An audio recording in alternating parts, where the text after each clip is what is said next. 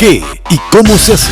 Es presentado por Pieza Sociedad Anónima para su Volkswagen Amarok, Empire Company Sociedad Anónima para su edificio Imperio 1, Petróleos Paraguayos Petropar, Ñandembae, con los auspicios de Seguridad Seguros, haciendo que lo grave no sea tan grave.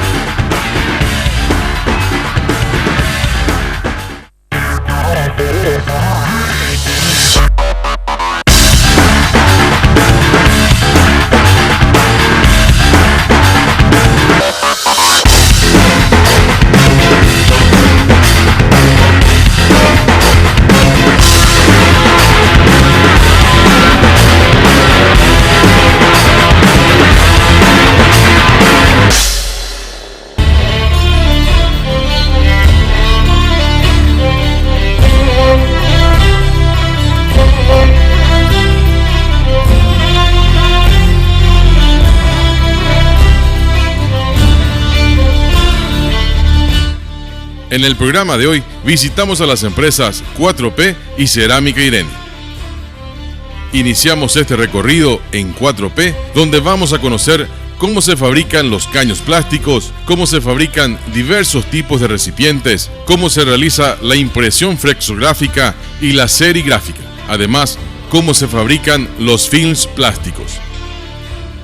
Fue fundada en el año 1962 y cuenta actualmente con 120 empleados directos. 4P es reconocida por ser la primera empresa paraguaya en fabricar plásticos para aplicaciones industriales. De ahí surgen precisamente las siglas que le dan su nombre: Primera Productora Paraguaya de Plásticos, Sociedad Anónima o 4P. Cuando el mercado era dominado por el uso de caños galvanizados, 4P tomó la iniciativa y el desafío de innovar ese mercado, incursionando en la fabricación de los caños plásticos con tecnología alemana.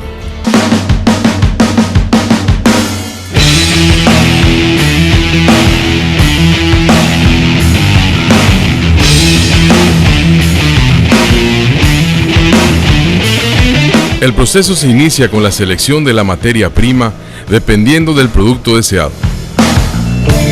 Esta fábrica cuenta con 4 líneas de producción: la de envases plásticos, la de tubos o caños de polietileno, la de carpas, láminas o film y la de tapas y tetinas. Bueno, los procesos que tenemos aquí en la planta, nosotros trabajamos con 2 tipos de materia prima. Sería el polietileno y el polipropileno. El polietileno también se presentan baja densidad y alta densidad, que son la parte para el área de film que tenemos, área de inyección y un poco también de soplado. Y los colorantes, que justamente son los que dan los colores para cada producto. La procedencia de los materiales que utilizan. Y el 100% prácticamente de la materia prima viene de afuera, sea Mercosur o extrazona, porque el material proviene de plantas petroquímicas, o sea, es derivado del petróleo. Ahora, esos materiales ¿se usan directamente así como se importan o pasan por otro proceso, un mezclado previo, una cosa así? En el caso del material, si el producto no tiene color, es natural, se usa directamente, no tiene ninguna mezcla. Pero en el caso de darle un color azul o verde o amarillo, se le agregan colorantes para dar ese tono. En este sector se realiza la mezcla de los gránulos blancos de resina con gránulos de colorantes concentrados, además de plástico reciclado, triturado previamente, siempre dependiendo del tipo de producto a fabricar.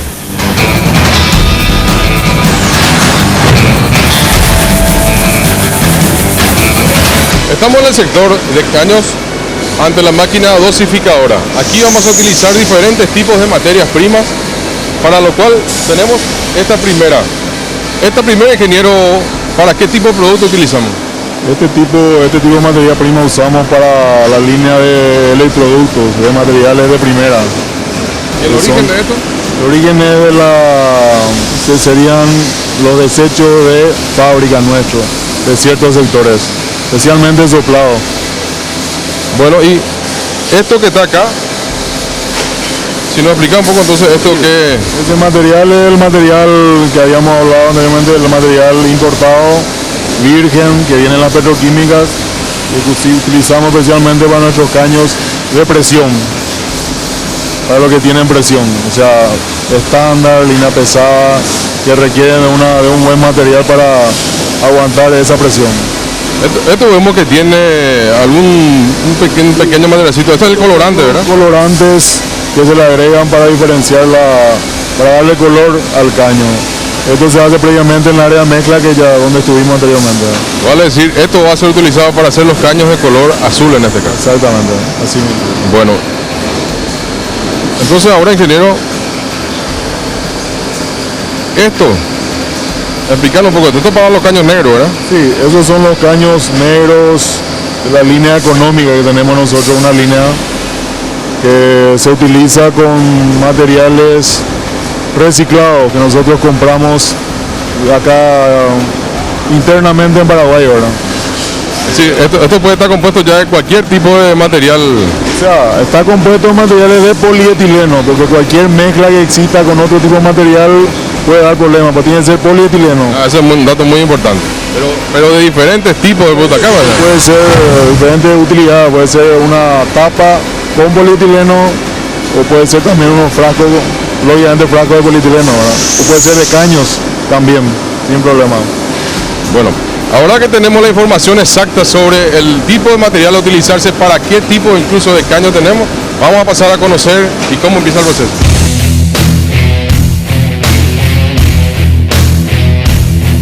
Los tubos de plástico se obtienen por lo general a través del proceso de extrusión realizado por la máquina extrusora de plástico.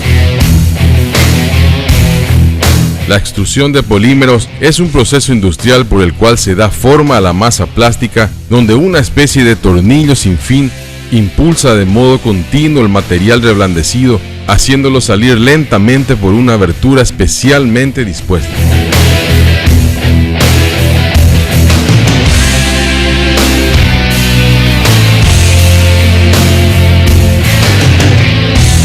Estamos ante la fabricación de los caños negros, de color negro. Ingeniero, ¿qué hacemos en este momento? En este momento el operario sería purgando la máquina para ver si el material ya está con la fundición exacta para poder dar inicio a la producción. Está viendo si la temperatura que está, si el material ya está con condiciones de poder arrancar hacer la producción del caño. ¿Y qué temperatura tiene esto, ingeniero? Y la temperatura final acá en la zona del cabezal está en 180, 170 grados, porque los materiales reciclados también hay que fundir a una temperatura menor, porque no sabemos, como lo habíamos explicado, los varios tipos de fundiciones que ya tuvo, las varias veces que ya se recicló. Entonces la temperatura es mucho menor que el material virgen. Ahora, ¿cuál es la señal para saber de que ya está en condiciones de que empiece el proceso en sí de la construcción del caño? Y la principal es cuando el color del caño está bien brilloso y no tiene está bien definido la superficie, bien lisa. Ahí ya está en condiciones de arrancar.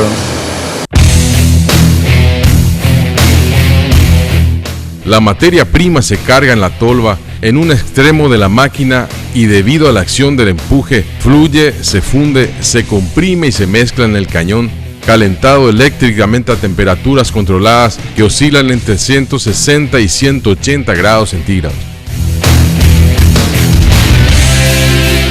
El plástico fundido es forzado a pasar a través de un dado, también llamado boquilla, por medio del empuje generado por la acción giratoria de un husillo, una especie de tornillo que gira dentro del cilindro o cañón.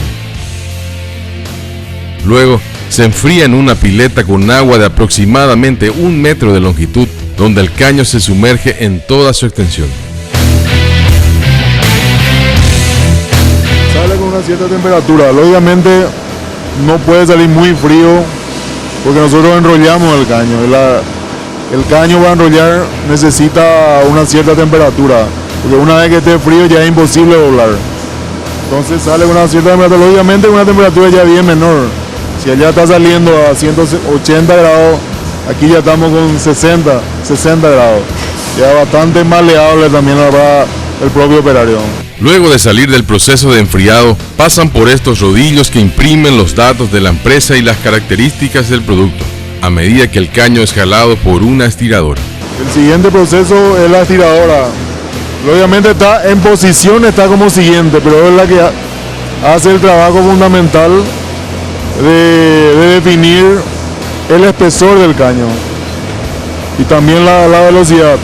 O sea, a medida que tiene mayor velocidad, uno tiene menor espesor del caño. O sea, con este se regula esa parte. Conforme a su velocidad, también obviamente depende mucho de la chuzora, de la velocidad de la chuzora. Desde una velocidad de la chuzora, obviamente también ambos están en conjunto. O sea, uno se tira más o menos. Obviamente, nosotros tenemos especificaciones técnicas de los caños, donde ya sabemos que para tal diámetro tiene que tener tal espesura o tal espesor. Entonces eso se determina con la tiradora. La longitud final del caño depende del diámetro y espesor de fabricación. Nosotros hoy en día caño de 2 pulgadas tenemos presentación en 200 metros. Los caños y los otros todo en 100 metros. A veces hay clientes que sugieren o necesitan 300 metros y si hay posibilidad de hacerlo también se le hace. Y acá, dentro de la fábrica. En este caso estamos haciendo un rollo de 100 metros. Y el rollo de 300 metros también entra perfectamente aquí en este lugar. 300 metros para esta medida de caño no, pero para caños de diámetro menores sí no hay problema.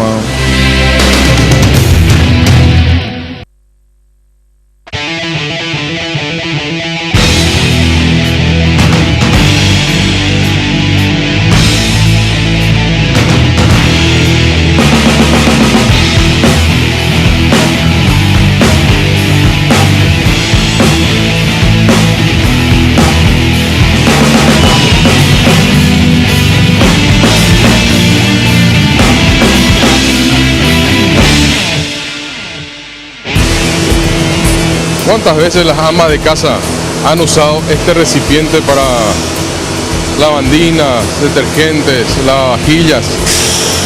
Ahora vamos a mostrarles cómo se fabrica esto. Los bidones de plástico se fabrican con unos granos blancos llamados polietileno que, si en caso de que requiera color, se mezclan con gránulos de pigmentos llamados masterbatch.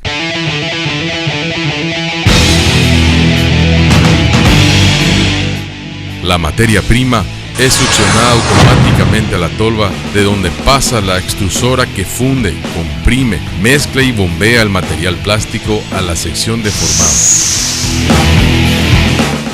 El moldeo por soplado produce una manga de plástico blando que posee una temperatura de 120 grados centígrados. Este se corta y se coloca en un molde en forma automática. Un mecanismo especial introduce aire a alta presión al plástico contenido dentro del molde. El bidón sale del molde y se desplaza sobre una cinta transportadora. Las partes sobrantes se cortan con una especie de guillotina. Luego, un operario termina manualmente el proceso, eliminando la rebaba o resto plástico, dándole el acabado necesario. Esta es una máquina de 2 estaciones para bidones. Es una máquina que uno produce a nosotros aproximadamente 9.000 a 9.200 bidones por día. O sea, consume más o menos 2 toneladas de materia prima por día. O sea, esta es nuestra niña bonita del soplado. Es como el motor V12 de la fábrica. Así mismo. Exactamente, es la que más produce, la que más transforma. Entonces le tenemos un cariño bien especial, ¿no? En relación a la otra máquina que vimos que también fabrica los bidones, ¿cuál es la diferencia con esta? Aparte de que la saca de A2, la saca creo que más limpia, ya terminado, ¿eh? Ah, sí, eso sí, tiene un sistema ya de rebarbado automático, o sea, ya el bidón sale limpio, o sea, ya tiene la separación de las rebajas. El operario lo único que hace es embolsar.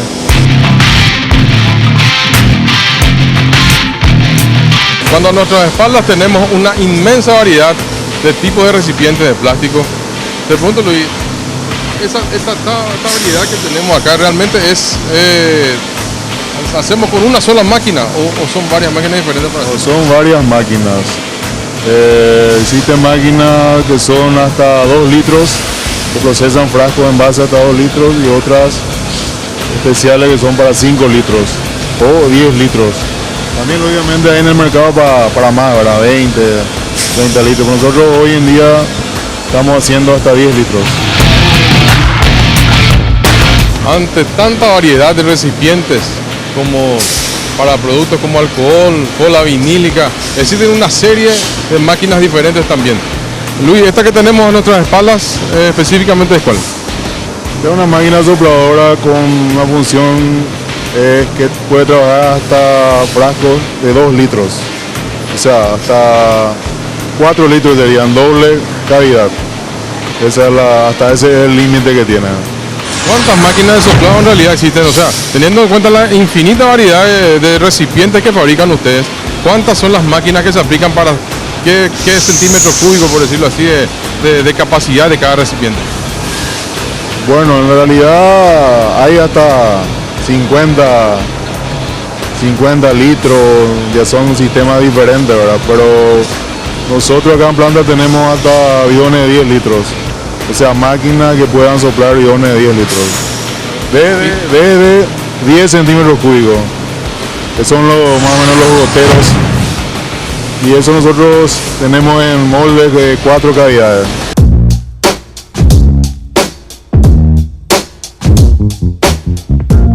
Existen 2 procesos de etiquetado de los productos. Uno de ellos, el de impresión serigráfica, y el otro, el de impresión flexográfica, optando por uno de ellos conforme al requerimiento del cliente.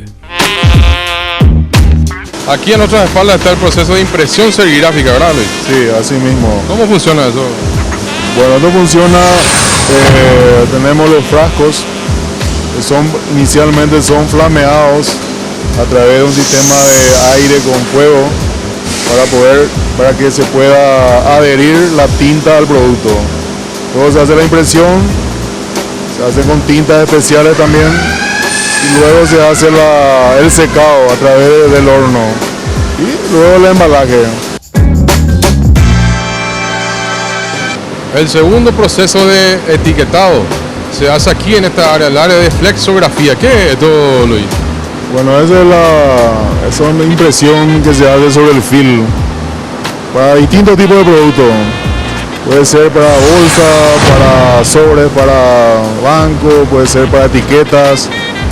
Y es una variedad. Como estamos viendo al fondo, son una máquina que imprime varios colores. Puede imprimir fotografías y varios tipos de productos.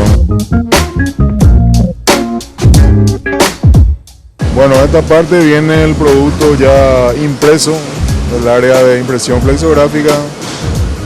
Puede venir la impresión flexográfica o también productos sin impresión. El tema de etiquetado ya proviene después, sale la máquina etiquetadora y luego se hace el servicio etiquetado para el cliente.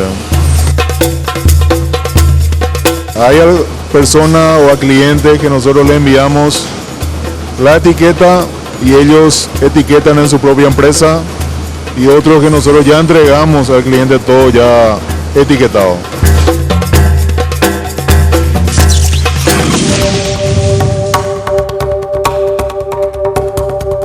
Estos son diferentes tipos de tapas que se fabrican acá para diferentes tipos de recipientes, ¿verdad?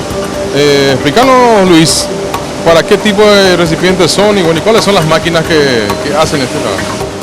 Tenemos la tetina bidón con la tapa bidón que se utilizan en conjunto. Tenemos aquí una muestra, un bidón. Vamos a demostrarle esto. Tiene el diámetro justamente para la boca del bidón. Se presiona la vedación del bidón, luego se le coloca la tapa con la rosca y ahí ya queda prácticamente sellado. Estos 2 productos indistintamente se pueden utilizar en nuestras máquinas, porque el tamaño de los moldes son ya hechos para utilizar en cualquier una de nuestras máquinas. Las tapas y tetinas se fabrican en un proceso denominado moldeo por inyección, el cual es semicontinuo y consiste en inyectar el plástico en estado fundido a alta presión en un molde frío y cerrado a través de un orificio llamado compuerta. En esta parte tenemos la matriz donde se fabrica esta tapa. Y haciendo una explicación rápida de eso, sería que esta es la parte superior de la matriz y esta es la parte inferior donde tenemos la rosca de esta tapa, ¿verdad? Y cuando esto está en la parte superior, es decir, encima de esto, el borde de esto no se toca con la parte de la rosca. Es decir, queda un espacio de 1 milímetro de espesor donde a través de este orificio se inyecta a una presión bastante fuerte el plástico derretido e ingresa por este pequeño orificio que está aquí y recubre el espacio de 1 milímetro existente entre esta parte superior de la matriz y la parte de la rosca. En el molde, el material se solidifica y al abrirlo, la pieza sale totalmente moldeada.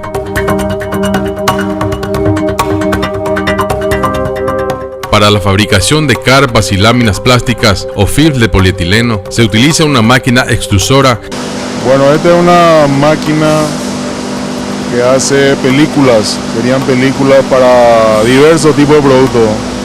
Por ejemplo, el tema de carpas, tema para embalajes para colchones, bolsas, film para posteriormente para hacer etiquetas, o sea, para una variedad de productos.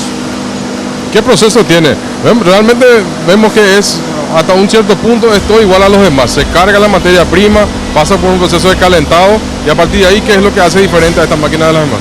Lo que hace la diferencia en este sentido es el cabezal. El cabezal es por dentro, es diferente y también tiene un flujo de aire que hace que empuje el material hacia arriba. Tanto internamente tiene aire y el aire que se ve ahí que va tomando es para enfriar el material y que hace ese aire también es refrigerado para poder tener mejor productividad. Para bobinar nosotros podemos bobinar solamente hasta 2 metros. Por eso si ustedes se fijan el tema del fuelle, que es la parte que se mete material por dentro y para que se pueda disminuir a 2 metros.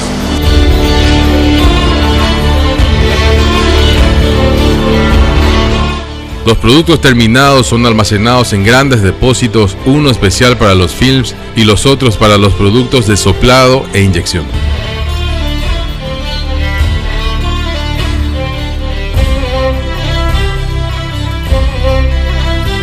En esta gran empresa paraguaya se tiene plena conciencia de la importancia de la preparación de sus operarios.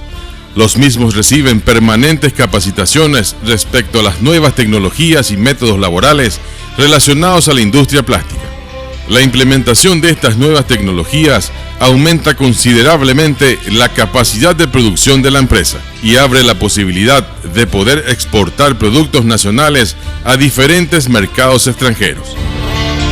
A la vuelta del corte, nos trasladamos hasta la otra gran industria que conoceremos con ustedes, Cerámica Irene.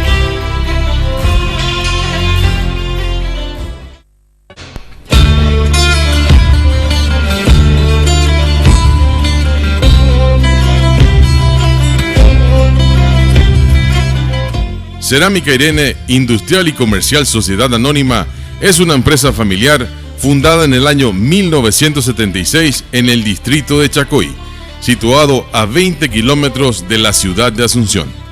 La industria se dedica a la fabricación de materiales de cerámica roja para la construcción, con tecnología de punta que proporciona una máxima calidad a sus productos. Su trabajo va siempre de la mano de la más completa innovación en una continua mejora de los productos puestos al servicio del cliente.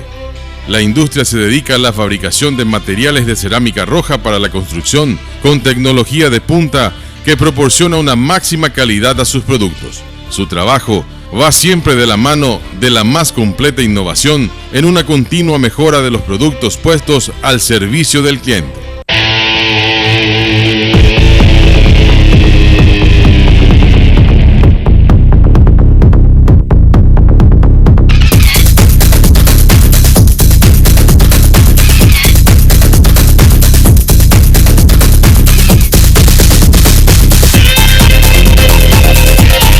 La materia prima utilizada es una mezcla de arcilla y caolín. La arcilla se obtiene localmente en la zona de Chacoí y el caolín se trae desde Pacaraí. Antes de incorporar la arcilla al ciclo de producción, se deja reposar en la intemperie por un tiempo aproximado de 6 meses, donde la acción del sol, el aire, la lluvia y el frío favorecen a la descomposición de la materia orgánica que pueda estar presente y permite la purificación química del material con la finalidad de obtener una adecuada consistencia y uniformidad. A efectos de lograr la homogenización de la materia prima, la fábrica la almacena en 4 sectores o pistas de preparación, diferenciándolas con carteles indicadores en los que se determina la fecha en la que estará en condiciones para ser utilizada en producción. Sin embargo, el caolín no necesita ser estacionado para su utilización, pero pasa por un proceso de molido y desintegración donde se retiran impurezas como materia orgánica, piedras y cualquier cuerpo extraño antes de ser mezclado con la arcilla. El nivel de humedad o sequedad en la arcilla es la que determina los porcentajes en la mezcla. Cuando la arcilla está muy húmeda, se agrega mayor cantidad de caolín a fin de disminuir la humedad al nivel óptimo requerido. Si está muy seca, se le agrega agua en cantidades controladas a la mezcla. Estamos con Rosalino Vázquez, coordinador de calidad en el área de materia prima. Explícanos mejor esto, Rosalino, ¿qué es lo que vemos acá? Estamos parados sobre materia prima. Esta es una pista de donde extraemos los productos para hacer unos pasos muy importantes para la calidad del producto. Se hace una preparación previa con la pala mecánica, luego lo depositamos al cajón de elaboración.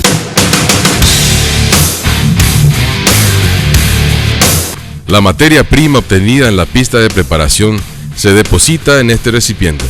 Este alimenta la máquina mezcladora primaria, donde se tritura hasta ser convertida en gránulos de tamaño regular.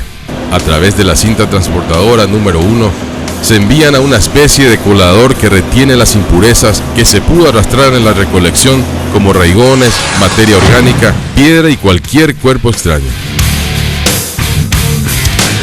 Luego, la cinta transportadora número 2 los lleva hasta la laminadora primaria, que comprime la mezcla hasta obtener un laminado de 5 milímetros de espesor como máximo, el cual puede ser variable para cada tipo de producto. El material llega al depósito de material laminado por medio de cintas transportadoras, donde se amontona hasta su momento de utilización, que no es sino hasta 72 horas después.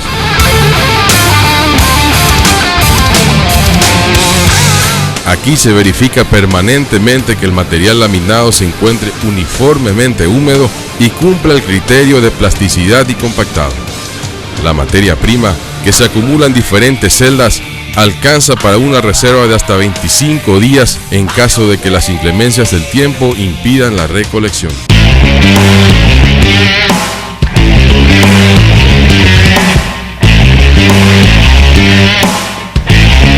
El material se carga en el cajón de la mezcladora secundaria. De aquí, una cinta transportadora lo lleva hasta la laminadora secundaria, donde ya se obtiene un segundo laminado de tan solo 3 milímetros de espesor. Luego pasa directamente a la máquina extrusora, que produce un material semejante a unos tubos. Las tiras cilíndricas se cortan a una medida exacta para la elaboración de las tejas.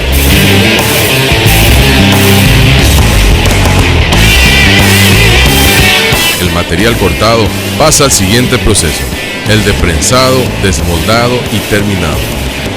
En este, máquinas prensadoras van dándole la forma correspondiente a las tejas con una presión de 2 toneladas cada una.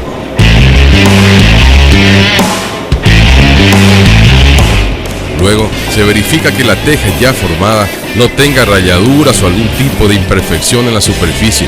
De ser así, el operario de descarga la separa y arroja a una canaleta ubicada al pie de cada prensa para ser reciclada en la fusora, a donde llega a través de una cinta transportadora. Los productos conformes se colocan en bastidores especiales para ser remitidos a través de una red de vías hasta la zona de carga de los secadores. Bueno, Salino, ¿qué es esto que tenemos acá? Este es un sello donde cada prensa tiene sus números y tiene las fechas y el mes y el año. Bueno, con esto nosotros podemos identificar cuál es el operario que estaba realizando esta pieza, ¿verdad? Con esto nosotros identificamos si tenemos un producto no conforme, lo detectamos, quiénes son los operarios que están manejando esa prensa. Manejando esta prensa. Y ahí, cuando está colocado ya es así, ¿verdad? Sí, esta es una cortadora. Acá vemos, este es de la prensa 5. Una cortadora y luego tenemos acá las matrices. Estas son las matrices hembra de la teja española. Luego abajo tenemos la matriz de la teja romana. La romana, todo esto. Acá lo vemos, la matriz de las tejas portuguesas, que son estos, es diferente con el canal.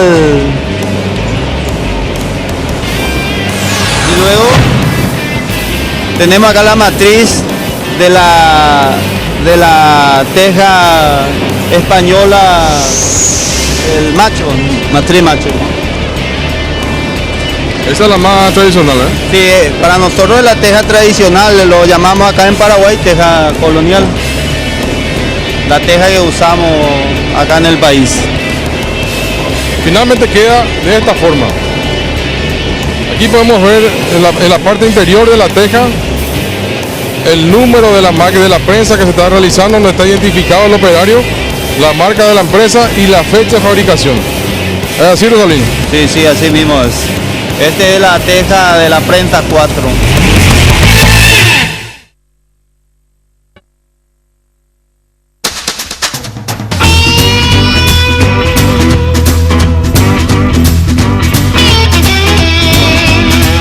El siguiente proceso se da en este lugar, el sector de secado, donde los bastidores son cargados en el secadero en una especie de túnel de 100 metros de largo. ¿Y la temperatura que hay desde acá del inicio a fin? Al inicio es totalmente diferente. Al inicio tiene una temperatura del ambiente y al final tiene una temperatura de sobre 90 a 100 grados. Bueno, ¿cuánto tiempo tarda el producto desde que entra hasta que sale? Y 20 horas. 20 horas. Y es un proceso totalmente automatizado. Aquí no intervienen los operarios. Y totalmente mecanizado. Bueno, ¿y te parece si vamos a conocer entonces al final la salida? Sí. Vamos a ver.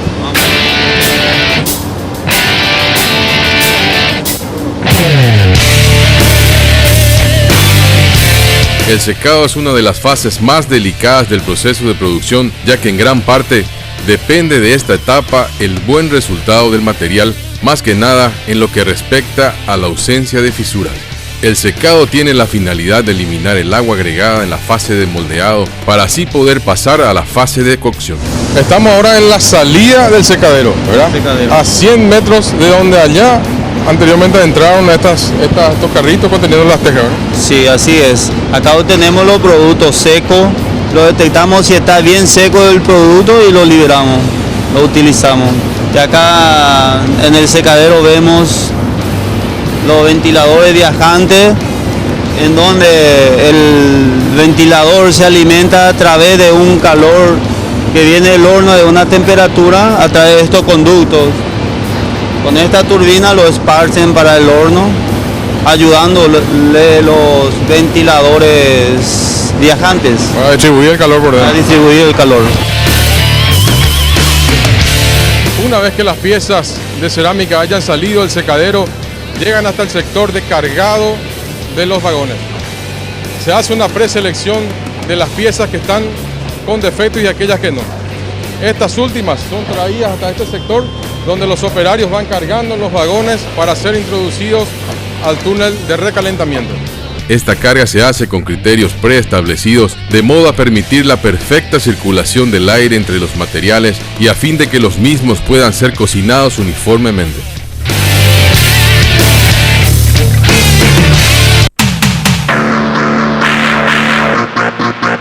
La vagoneta cargada con productos seleccionados se extrae de la parte posterior de la cámara de precalentamiento y se introduce en el horno túnel de quemado.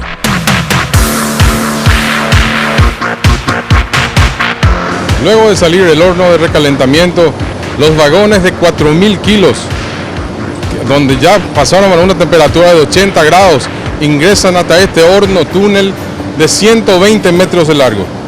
Este horno túnel, que tiene 15 boquillas donde se controlan y se verifican el calor de las calderas, va subiendo de temperatura a medida que van ingresando hacia, por decirlo así, hacia la parte frontal. Al inicio solamente ya van teniendo 300 grados hasta la primera boquilla. Por la mitad del recorrido ya alcanzan los 700 grados y al final, donde termina la última boquilla, los 800 grados centígrados. Por las boquillas, el operario opera el cajón y la cinta que recarga los quemadores con el combustible sólido, que generalmente es acerrín, a la vez de verificar continuamente que las hornallas de los quemadores estén encendidas. Para ello, remueve continuamente el combustible sólido que se encuentra sobre la parrilla a fin de avivar las llamas y mantenerlas encendidas a su máximo nivel para así lograr el calentamiento óptimo del horno túnel.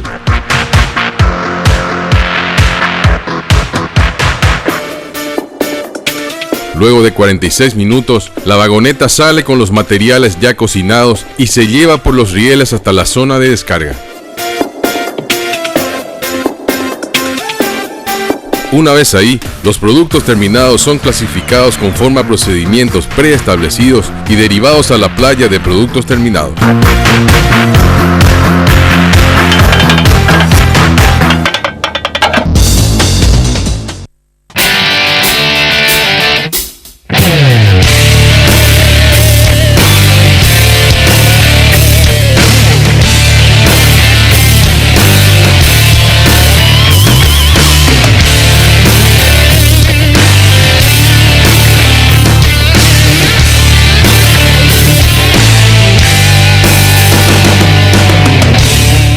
Una vez que tenemos la teja terminada, para los clientes más exigentes existe otra alternativa.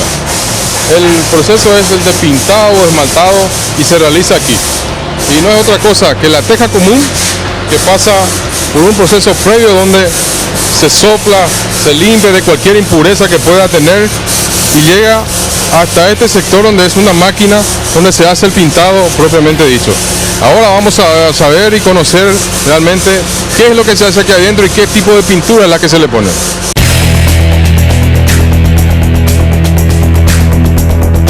Estamos con Víctor Ayala, uno de los propietarios de Cerámica Irene. ¿Qué tal, Víctor? ¿Qué tal, Miguel? ¿Cómo está? Un placer tenerte con nosotros. Bueno, Víctor, contanos, ¿qué es lo que se hace acá? Esta es la cámara de pintura de las tejas, ¿verdad? ¿Qué es lo que se le pone? Sí, así mismo. Este es un polvo poliéster, le llaman, es una resina, un derivado del petróleo, que tiene una descarga eléctrica y al descargarlo eléctricamente se adhiere al material de forma electromagnética. Perdón. Entonces eso hace que se adhiera a la teja y eso después por un proceso de fundición, que es un horno que nosotros le pasamos después, se impregna por él y se queda totalmente una película impermeable encima de la teja. O sea, eso es una de las características técnicas de este producto. Claro, ahora, una de las bondades de eso es la protección de la teja contra corrosión, moho. Tiene varias características. Una de ellas, lógicamente, es el moho, tiene fortaleza a los fenómenos atmosféricos, o sea, tiene resistencia a los fenómenos atmosféricos. Como para el sol tiene altísima durabilidad, tiene también, como en una película, tiene la capacidad de contraerse o de expandirse con el frío o con el calor, ¿verdad? Pero más bien su característica principal radica en la belleza, porque hay muchos colores, hay una gama grande de colores. Y eso puede hacer que se pueda combinar con los diferentes tipos de casas que hay, ¿verdad? Esa es una de las características en la cual la gente tiene mucha ponderación. Claro, un valor agregado importante que se le da en este caso a las tejas. Ahora esto de aquí de la pintura pasa a un proceso de horno nuevamente, que es el que vamos a conocer ahora.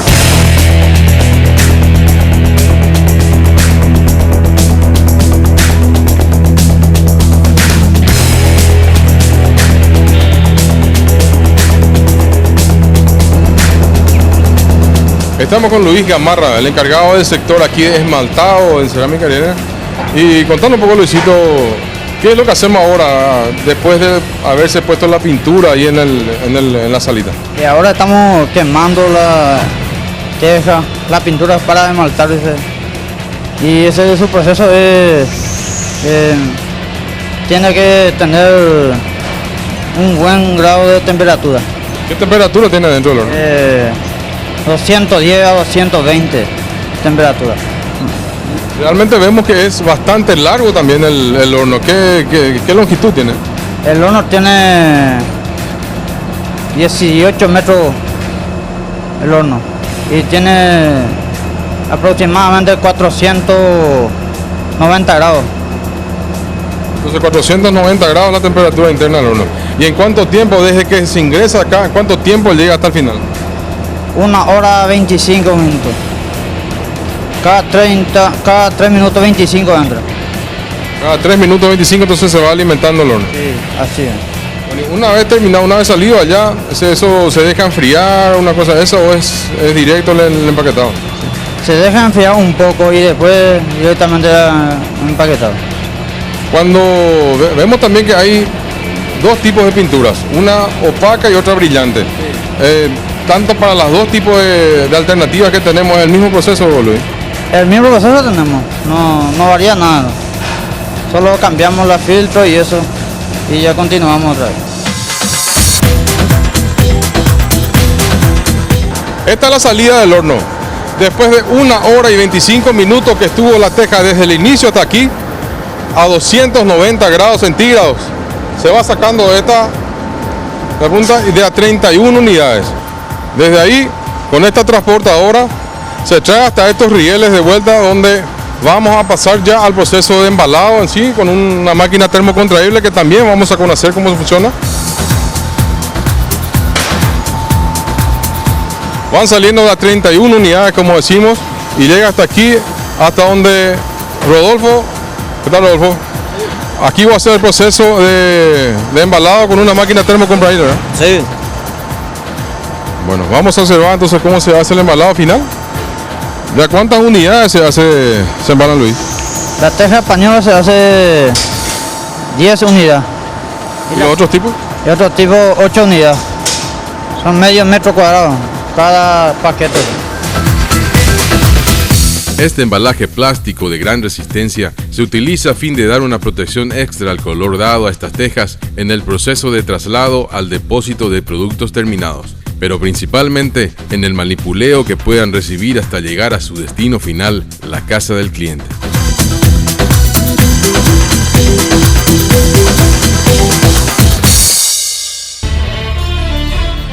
Y así hemos conocido la tecnología y la gran capacidad de trabajo de otras dos grandes empresas nacionales, que con empeño, iniciativa, innovación de tecnología y capacidad de trabajo de sus directivos han alcanzado lugares preponderantes dentro del mercado local en sus respectivos rubros. En sucesivos programas seguiremos mostrándoles todavía más de la gran capacidad de trabajo de nuestras empresas y artesanos, de lo que con orgullo debemos llamar la gran industria paraguaya. Gracias por acompañarnos. Hasta la próxima edición de ¿Qué y cómo se hace?